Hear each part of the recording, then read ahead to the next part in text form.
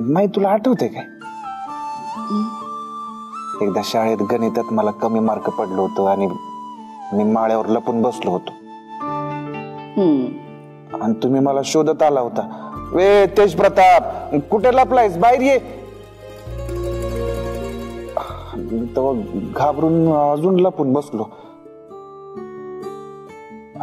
तुम्ही मला ओरडायचं सोडून काय म्हणलात? मार्क नाही, शिकण्याची जिद्द महत्वाची असते. चुका झाल्या तर झाल्या, चालतंय की आपण पुन्हा प्रयत्न करू. ही माई आहे ना तुमच्या सोबत. काय माई अजून लक्षात आहे तुमच्या? मग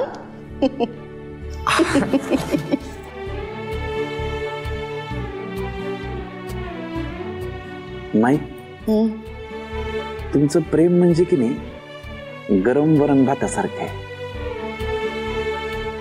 साध मौसूद पोट भरून देणार आणि थेट काळजापर्यंत ओप देणार.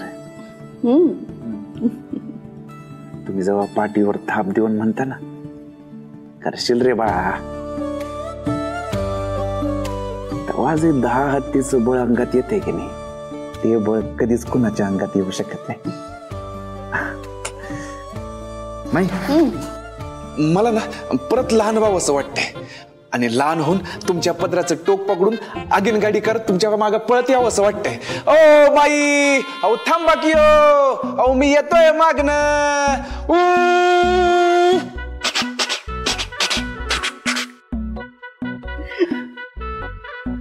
माई मला ना मोठं व्हायचंच नाहीये. हो का?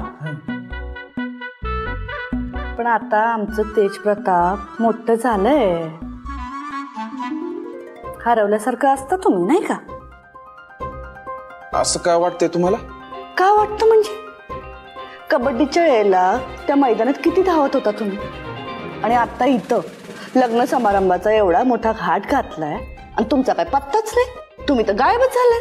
कुठं गायब हायच की मी. आता उद्यापासून सलग नाही उद्या नाही, उद्या एक छोटस काम आहे माझं. जरा काय काम आहे?